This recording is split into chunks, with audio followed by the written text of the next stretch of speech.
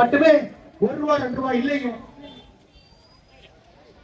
நம்முடைய பாட்டாளி மக்கள் கட்சியினுடைய அருமை தலைவர் மாற்ற முன்னேற்றத்திற்காக 2016 நம்மோடு கடுமையாக இளைஞர்களுடைய எழுச்சி நாயகனாக இருந்து ஒரு பெரிய அரசியல் மாற்றம் என்று போராடக்கூடிய அவர்களும் கூட பிரச்சாரத்தை முடித்துவிட்டு இங்கே வந்து கொண்டிருக்கின்றார்கள்.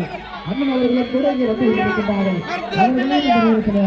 வருகை வருகை என்று வரவேற்பது நம்முடைய கடமையாக இருக்கிறோம்.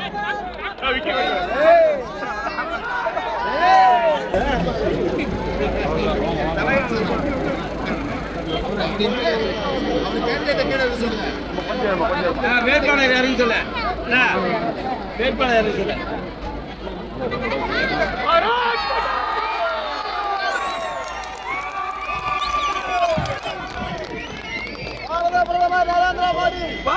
அருமை சகோதர சகோதரிகளே, இன்னைக்கு தமிழகத்துல எல்லா இடத்திலும் கள்ளச்சாராயம் ஆறாக ஓடிக்கொண்டிருக்கிறது. ஆனா 35 வயது என்ன செஞ்சாருங்க?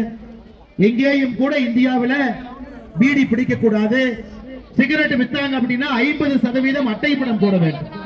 எல்லா லாபி எல்லாம் எதிர்த்து நின்று பணியாற்றி ஒரு பக்கம் இதையெல்லாம் புகையிலை நான் ஒழிப்பேன் என்று சபதம் காட்டிக் கொண்டிருந்தார். வேலையை செஞ்சான்.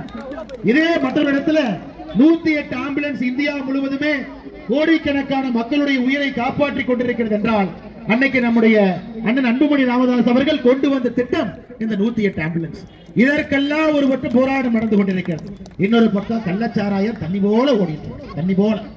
இன்னைக்கு பாட்டாளி மக்கள் கட்சியினுடைய நம்முடைய வெற்றி வேட்பாளர் அண்ணன் அன்புமணி அவர்கள் இங்கே நிற்பதற்கு முக்கிய காரணம் என்னங்க? இதையெல்லாம் தடுத்து நிறுத்த வேண்டும்.